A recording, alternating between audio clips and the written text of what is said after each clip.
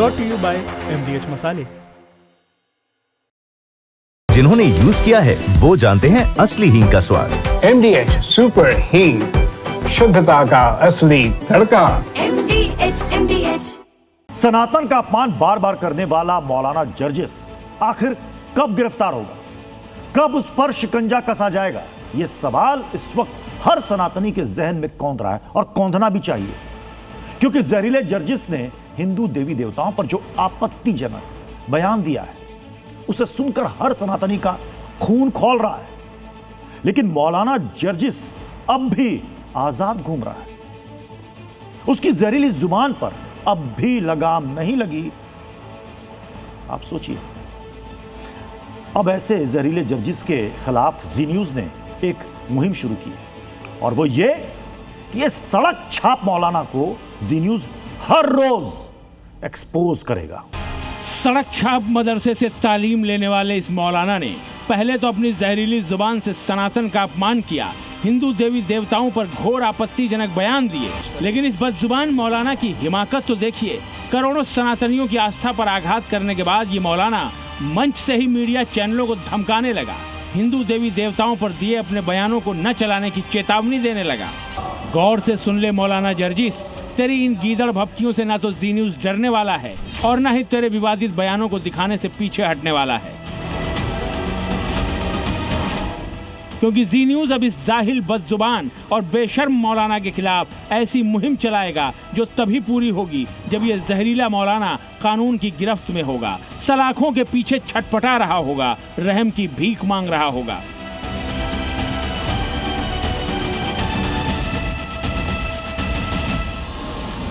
जी news अब हर रोज मौलाना जर्जिस को expose करेगा, हर रोज इसके जहरीले बयानों का पोस्टमार्टम करेगा और हर रोज मौलाना जर्जिस के हर उस ठिकाने पर दबिश देगा जहां वो छिप कर बैठा है। इस वक्त हम मौजूद हैं इटावा शहर के मौलाना जर्जिस अंसारी के घर के पास में और हम जानने की कोशिश करेंगे कि क्या मौलाना जर्जिस अंसारी अपने घर पर लौटे हैं या नहीं। हम आपको देखकर चलते हैं सीधे मौलाना जर्जिस अंसारी के घर पर तो इस वक्त कुछ लोग मौजूद जरूर है, लेकिन कोई भी कैमरे के सामने आने से बचते हुए नजर आ रहे हैं। मौलाना जर्जिस अंसारी का ताल्लुक यूपी के इटावा से है, लिहाजा जी न्यूज की टीम मौलाना के घर पहुंची ताकि ये पता लगाया जा सके कि इस वक्त जहरीला मौलाना किस बिल में दुबका है। इसी कड़ी में जब हमने मौलाना जर्जिस की मां से सवाल जवाब किया तो मौलाना की मां भड़क गई, उल जुलूल बयान देने लगी। मौलाना साहब बयान दे रहे हैं, तकरीर कर रहे हैं विवाद वाली, क्या बार बार कर रहे, तुम बार बार चलाओगे, तुम तो चला रहे तो चलाएगा। अच्छा, हाँ तो आप चला रहे तो चलाएगा, ये बताना जाओ लड़के पास। कितना सही मानते हैं आप इसको? हाँ बिल्कुल सही मानते, बेटा हमारे मानेंगे नहीं चाहिए। बंद दरवाजे के पीछे आग उगल रही मौलाना जर्जिस की मां के बयान को सुनकर अंदाजा लगाया जा सकता है कि आखिर क्यों मौलाना की जुबान और सोच में जहर भरा है, क्योंकि जब मां ही अपने बेटे के विवादित बयान को जायज ठहरा रही है, हिंदू देवी देवताओं के अपमान को सही ठहरा रही है, तो फिर मौलाना तो बार बार बदजुबानी करेगा ही। खैर, इटावा में मौलाना जर्जिस नहीं मिला। इस वक्त वो कहाँ है इसकी जानकारी मौलाना के घर वाले तो नहीं दे रहे हैं, मगर आसपास के लोगों को भी मौलाना से जुड़ी कोई जानकारी नहीं है। बहुत दिन से लीजिएगा, नाम सुना के मौलाना जगदीश रहते हैं इधर, बस इतना सुना हम लोग। बता दें कि इटावा का एक कट्टरपंथी मौलाना खुद को इस्लाम का जानकार बताता है, चौक चौराहों पर गला फाड़ फाड़ कर तकरीरें करता है और इन्हीं तकरीरों में वो हिंदू देवी देवताओं का अपमान करता है, सनातन के खिलाफ आपत्तिजनक बयान देता है। लेकिन इस बार मौलाना के खिलाफ सनातनी भड़क गए हैं, हर सनातनी का खून खौल रहा है। तभी तो सिर्फ यूपी में ही नहीं बल्कि देश के अलग अलग हिस्सों में प्रदर्शन किए जा रहे हैं, सड़कों पर मौलाना के पुतले और पोस्टर फूंके जा रहे हैं।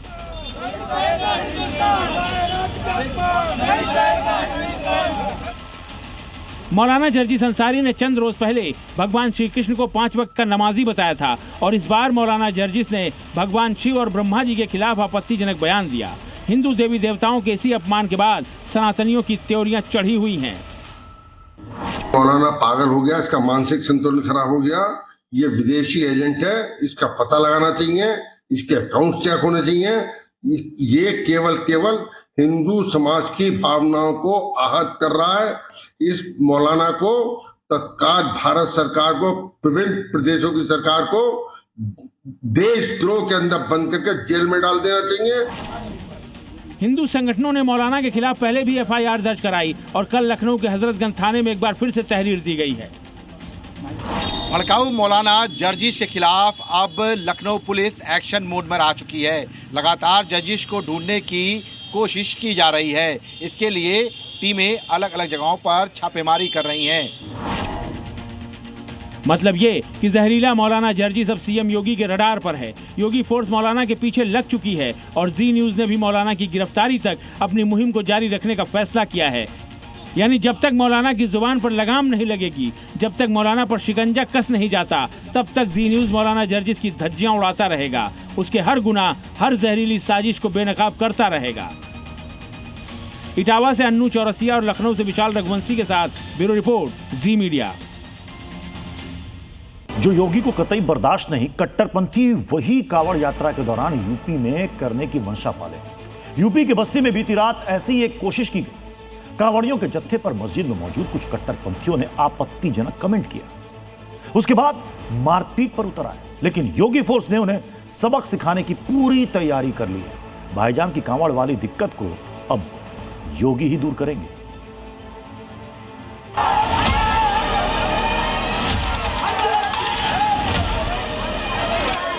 जिनको घंटा और संघ से परेशानी हुए अपने कान को बंद करें। कावड़ यात्रा में डीजे भी बजेगा, शंख भी बजेगा, घंटा भी बजेगा, घड़ियाल भी बजेगा। मस्जिद के पास से अभद्र टिप्पणी की गई। कावड़ यात्रा कोई रोकेगा तो फिर कायदे से उसका इलाज भी करेंगे। यूपी के मुखिया योगी आदित्यनाथ की साफ चेतावनी के बावजूद एक बार फिर कांवड़ यात्रा को रोकने की कोशिश की गई। एक बार फिर कट्टरपंथियों ने कांवड़ियों को निशाना बनाया। अचानक मस्जिद से आवाज आई और कांवड़ियों पर टूट पड़े कट्टरपंथी। कांवड़ पर बवाल, कांवड़ियों से गाली गलौज, कांवड़ियों से धक्का मुक्की, भोले के भक्तों से मारपीट। यह सब कुछ योगी के उत्तर प्रदेश के बस्ती में हुआ, जहां कट्टरपंथियों ने कांवड़ियों का रास्ता रोकने की कोशिश की। कांवड़ियों को आगे बढ़ने से रोका गया। काफी देर तक बस्ती की इसी मस्जिद के सामने बवाल होता रहा। मस्जिद के बाहर कट्टरपंथी कांवड़ियों पर टूट पड़े। कांवड़ियों को नुकसान पहुंचाने की कोशिश की गई। मस्जिद के पास से अभद्र टिप्पणी की गई। देखते ही देखते दोनों पक्षों की भारी भीड़ जमा हो गई। कांवड़ियों के विरोध प्रदर्शन करने पर दोनों पक्षों में झड़प की भी सूचना सामने आई। साजिश थी कांवड़ के नाम पर दंगे की, बस्ती में कर्फ्यू लगाने की। लेकिन कट्टरपंथियों की लाख कोशिशों के बावजूद उनकी हर मंशा पर योगी फोर्स ने पानी फेर दिया। मामले में बस्ती पुलिस ने केस दर्ज कर लिया। कर्फ्यू दोबारा नहीं लगने देंगे, कावड़ यात्रा धूमधाम से निकालेंगे। हुआ कुछ यूं था कि पुरानी बस्ती थाना क्षेत्र के अलग अलग मोहल्लों से करीब 1 दर्जन कांवड़िए साइकिल पर प्रयागराज से जल लाने के लिए निकले। आरोप है कि कांवड़ियों का यह जत्था जैसे ही दक्षिण दरवाजा मस्जिद के पास पहुंचा, वहां पहले से मौजूद कुछ कट्टरपंथियों ने कांवड़ियों पर पख्तियां कसनी शुरू कर दी। कांवड़ियों ने इसका विरोध किया तो ये कट्टरपंथी गाली गलौज पर उतर आए। नौबत यहां तक आ गई कि इन्होंने कांवड़ियों के साथ धक्का मुक्की शुरू कर दी। आरोप तो यहां तक है कि मस्जिद के बाहर कांवड़ियों से मारपीट भी की गई। महिलाओं पे बहुत ही अभद्र टिप्पणी किए, फिर लोगों ने विरोध किया। कुछ मुस्लिम वहाँ आए, माताएं बहनें को गाली दे रहे थे वहाँ, और यात्री जो है कांवड़ भक्त वहाँ रुके, धरने पे बैठ गए, उपद्रव मचाने का प्रयास वहाँ करते हैं। इस बवाल के बाद कांवड़ियों ने विरोध प्रदर्शन शुरू कर दिया। हिंदू संगठन भी दक्षिण दरवाजा मस्जिद के बाहर पहुंचे और कट्टरपंथियों की इस हरकत का विरोध किया। वहाँ के कुछ चुनिंदे मुसलमान हैं जो भी कुछ जिहादी मानसिकता वाले लोग हैं, ये लोग चाहते हैं दंगा करा के ऐसे हमारे जिलाध्यक्ष अखिलेश सिंह जी को बदनाम कर देंगे। मामले की संवेदनशीलता को देखते हुए योगी फोर्स ने फौरन FIR दर्ज की। साथ ही संदिग्धों की तलाश में लगातार दबिश दी जा रही है। योगी फोर्स का आश्वासन है कि बहुत जल्द ये कट्टरपंथी धरे जाएंगे। इसके बाद ये दुनिया देखेगी कि भाईजान की कांवड़ वाली दिक्कत योगी कैसे दूर करते हैं। यही कारण है कि मस्जिद के पास ही रहने वाले मियां भाई ऑन कैमरा ये बताने को तैयार नहीं कि कैसे कट्टरपंथियों ने कांवड़ियों को घेर लिया था।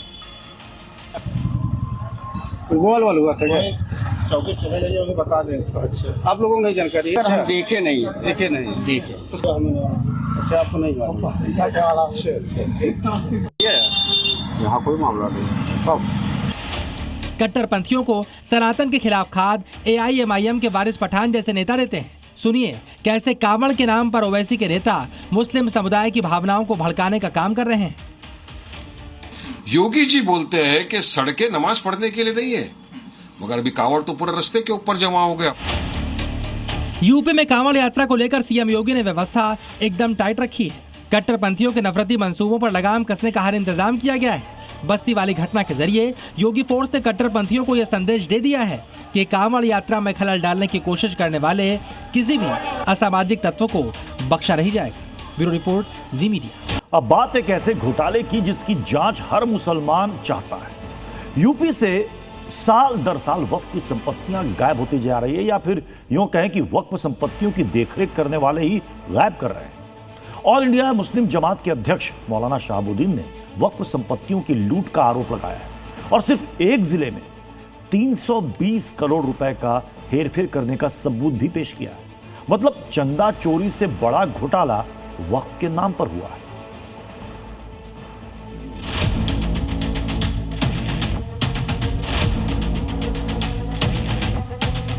व्यक्तिगत स्वार्थ का ये अड्डे बने हुए हैं, चंद लोगों के लिए लूट खसोट के अड्डे बने हुए हैं।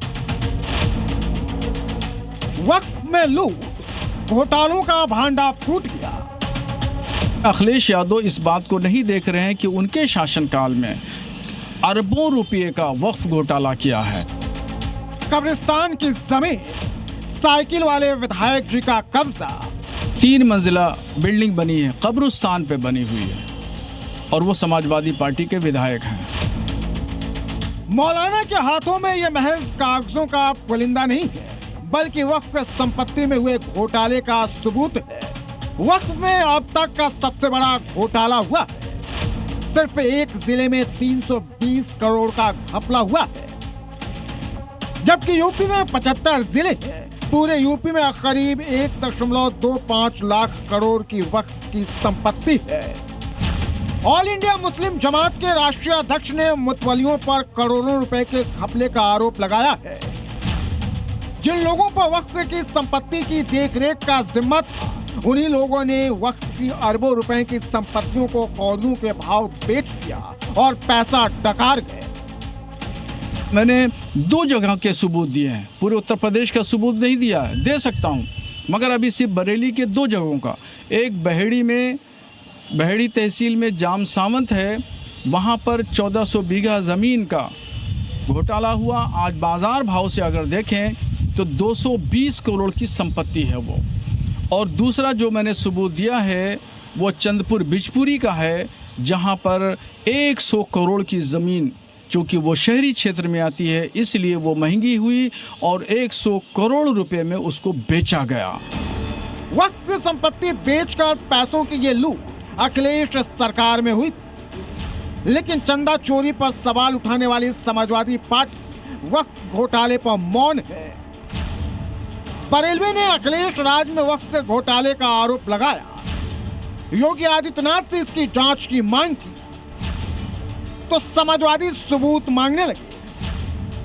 बरेलवी को टारगेट पर ले लिया, लेकिन मौलाना शहाबुद्दीन डरे नहीं, बल्कि वक्फ की संपत्ति की लूट का एक एक सबूत इकट्ठा कर बरेली के डीएम को सौंप दिया। वक्फ घोटाला का जब मैंने उजागर किया और मैंने ये बात कही, मुख्यमंत्री को लिख के चिट्ठी लिखी, जांच की मांग की, तो उस पर समाजवादी पार्टी के लोग मुझसे सबूत मांग रहे थे, प्रूफ मांग रहे थे। तो आज मैं सबूत और प्रूफ देने के लिए ज़िला अधिकारी साहब के यहाँ मैं आया हूँ और मैंने पेपर दे दिए हैं।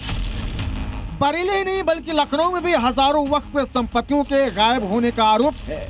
यूपी के जौनपुर, बाराबंकी, मुजफ्फरनगर, सहारनपुर, प्रयागराज में वक्फ संपत्तियों के रिकॉर्ड में हेरफेर और अवैध कब्जों का विवाद सामने आ चुका है और अब वक्फ माफिया के खिलाफ मौलाना खुलकर सामने आ गए हैं।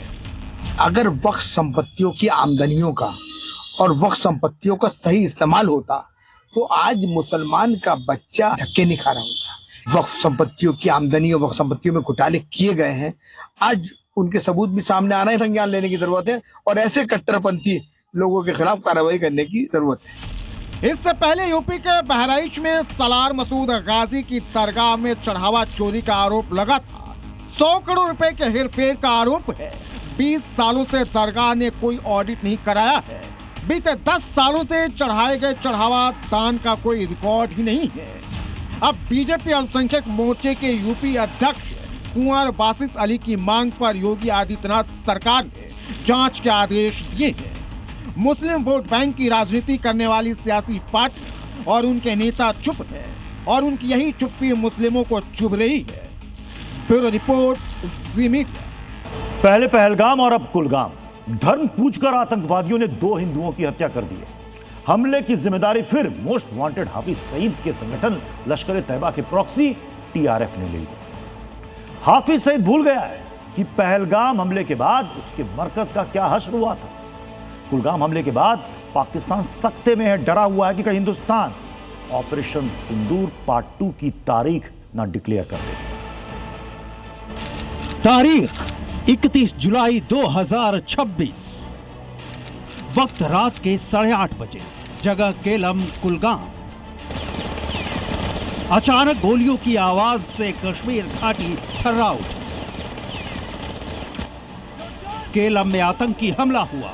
स्कूटर से आए 2 आतंकियों ने 10 से 12 राउंड की फायरिंग की। छत्तीसगढ़ के रहने वाले 2 मजदूरों 24 साल के दीपक रात्रे और 28 साल के भूपेंद्र फैना को मौत की नींद सुला दिया। कुलगाम का यह आतंकी हमला आतंकियों का पहलगाम पार्ट 2 था। कुलगाम से 66 किलोमीटर दूर पहलगाम में 22 अप्रैल 2025 को आतंकियों ने 26 निर्दोष लोगों को गोलियों से भून डाला था। पहलगाम में आतंकियों ने पहले लोगों का धर्म पूछा, कलमा पढ़ने को कहा और फिर चुन चुन कर हिंदुओं को गोली मारते गए थे। कुलगाम में भी आतंकियों ने ठीक यही किया। ईंट भट्टा पर काम करने वाले मजदूरों को लाइन में खड़ा किया, उनका आईडी कार्ड चेक किया, 2 हिंदू मिले, दोनों को मार डाला। कुलगाम हमले की जिम्मेदारी उसी प्रतिबंधित आतंकी संगठन लश्कर तैयबा के प्रॉक्सी संगठन द रेजिस्टेंस फ्रंट ने ली है, जिसने पहलगाम नरसंहार किया था। कुलगाम हमले का जिम्मेदार आतंकी मोहम्मद लतीफ बताया जा रहा है। मोहम्मद लतीफ कुलगाम का ही रहने वाला है। लतीफ लश्कर तैयबा के कमांडर जाकिर गनई का करीबी सहयोगी है, जिसे 5 जुलाई को शोपियां में सुरक्षा बलों ने मुठभेड़ में मार गिराया था, जबकि लतीफ भाग निकला था। खुफिया एजेंसियों के मुताबिक लतीफ ने कुलगाम हमला खुद ही किया है, ताकि ये दिखाया जा सके कि उसका मॉड्यूल अभी भी हमला करने में सक्षम है। एक स्थानीय जो टेररिस्ट है लश्कर तैयबा का मोहम्मद लतीफ, जो कुलगाम का ही रहने वाला है, उसकी भूमिका को देखा जा रहा है इस हमले के पीछे, क्योंकि जो अनंतनाग में हमला हुआ था 22 जुलाई को, उसमें जो AK-47 के कार्टेज मिले थे वो कहीं न कहीं मेल खाते हुए उस कड़ी को जोड़ रहे हैं। सुरक्षा बलों ने इलाके की घेराबंदी कर ली है और खुफिया जानकारी के आधार पर बड़े पैमाने पर सर्च ऑपरेशन चलाया जा रहा है। सेना, CRPF और जम्मू कश्मीर पुलिस ने मोर्चा संभाल लिया है। पूरे कुलगाम और अनंतनाग जिले की सीमाओं को सील कर दिया गया है। अंधेरे का फायदा उठाकर भागे आतंकियों को पाताल से भी ढूंढ निकालने के लिए ड्रोन और खोजी कुत्तों की मदद ली जा रही है। दीपक साल भर पहले छत्तीसगढ़ से रोजी रोटी की तलाश में कुलगाम पहुंचा था और भूपेंद्र को कश्मीर पहुंचे सिर्फ 3 महीने ही हुए थे। अब कुलगाम में काम करने वाले मजदूर दहशत में हैं। डर हो गया है, डर हुआ है, हमको भी डर लग रहा है कि कुछ ना घट जाए हमको रास्ता में। ये डर है हमको, रुकेंगे नहीं। अच्छा, हम मालिक से विदा मांगेंगे, छुट्टी दो बाबू। आतंकी यही चाहते हैं कि टारगेट किलिंग से घाटी में इतना खौफ भर दिया जाए कि यहाँ देश के दूसरे हिस्से से कोई नहीं पहुंचे, अर्थव्यवस्था तबाह हो जाए, विकास डिरेल हो जाए और पूरा हिंदू समुदाय डर जाए कि कश्मीर ना बाबा ना। कहीं ना कहीं डर और खौफ का माहौल तो पैदा हुआ है, लेकिन सिक्योरिटी एलाबोरेट कर दी गई है। सुरक्षा बल को आसपास तैनात कर दिया गया है। हर आने जाने वाले पे नजर रखी जा रही है। सीमा पार बैठा आतंकी लतीफ का हैंडलर ये भूल रहा है कि पहलगाम के बाद कैसे लश्कर-ए-तैयबा, जैश-ए-मोहम्मद और इंडियन मुजाहिदीन के ठिकानों को ऑपरेशन सिंदूर में हिंदुस्तान ने मचियामेच कर दिया था। 10 दिनों में कश्मीर के अंदर ये दूसरा आतंकी हमला है। 22 जुलाई को कश्मीर के अनंतनाग स्थित लाल चौक पर आतंकी हमले में अमरनाथ यात्रा की सुरक्षा में तैनात हेड कांस्टेबल आशिक हुसैन कुरैशी शहीद हो गए। इस हमले की जिम्मेदारी भी TRF ने ली थी, जिसके बाद अमरनाथ यात्रा की सुरक्षा व्यवस्था और बढ़ा दी गई है। कुलगाम और अनंतनाग में हुए हमले के बाद पूरा जो साउथ कश्मीर है उसको हाई अलर्ट पे रखा गया है। आप देख सकते हैं इस वक्त कैसे जो अधिकारी हैं वो लगातार साउथ कश्मीर का दौरा कर रहे हैं। आतंकी संगठन जानबूझकर छोटे पैमाने पर कम तीव्रता वाले हमले कर रहे हैं ताकि इलाके में सक्रिय बने रहें और बड़े पैमाने पर ऐसे ऑपरेशन से बचें जिनसे ऑपरेशन सिंदूर जैसी बड़ी जवाबी कार्रवाई हो सकती है, क्योंकि इन्हें मालूम है कि ऑपरेशन सिंदूर पार्ट 2 की तारीख कभी भी डिक्लेयर हो सकती है। जम्मू कश्मीर से खालिद हुसैन के साथ ब्यूरो रिपोर्ट, जी मीडिया। बात नॉर्थ ईस्ट के उस राज्य की जिस पर कुदरत ने अपना क्लाउड बम ऐसा फोड़ा है कि तबाही के निशान पड़ते ही जा रहे। लोग घरों में तो छोड़िए, घरों की छतों पर बंधक बनकर रह गए, मदद की गुहार लगा रहे हैं क्योंकि सड़कें मिट चुकी है। सड़कों की जगह पानी ने अपना कब्जा जमा लिया है। मौसम की ये मार बीते 6 दशकों में सबसे भयावह बताई जा रही है। ये सैलाब किसी नदी में नहीं बल्कि सड़कों पर दौड़ रहा है। जिन सड़कों पर कभी गाड़ियां फर्राटे भरा करती थी उन पर पानी का कब्जा है। जिस पेट्रोल पंप पर कभी गाड़ियों में तेल भरा जाता था वहां नाव चल रही है। हालात ऐसे हैं कि न कुछ ठहर रहा है न थम रहा है। सैलाब चारों तरफ से तगड़ी मार कर रहा है।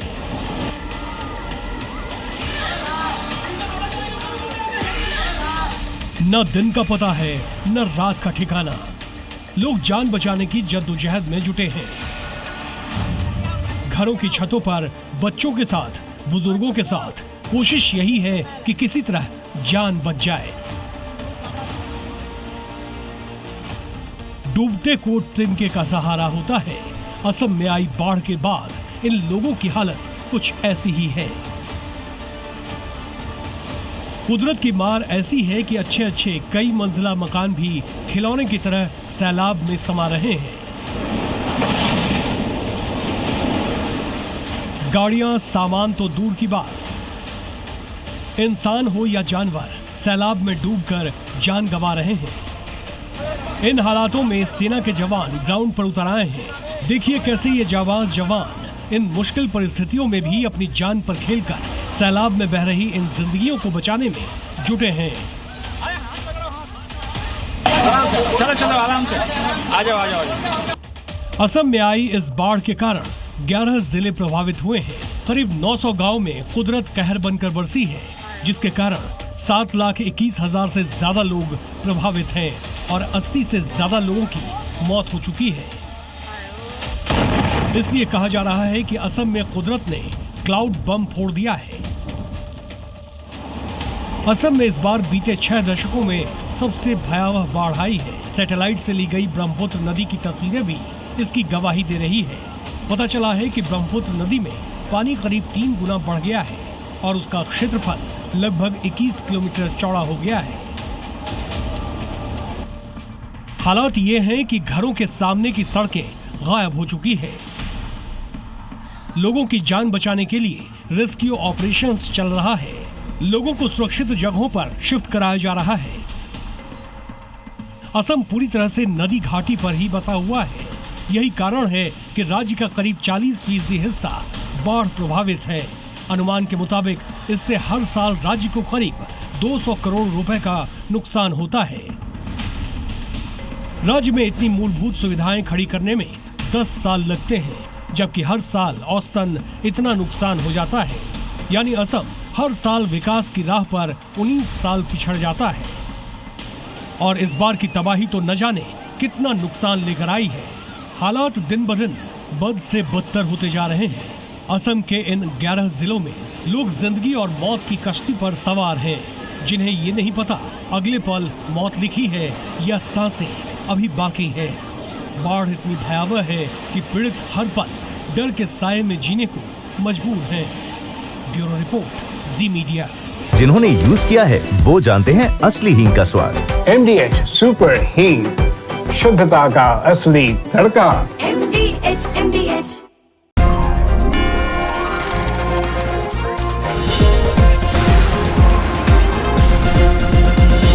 brought to you by MDH मसाले।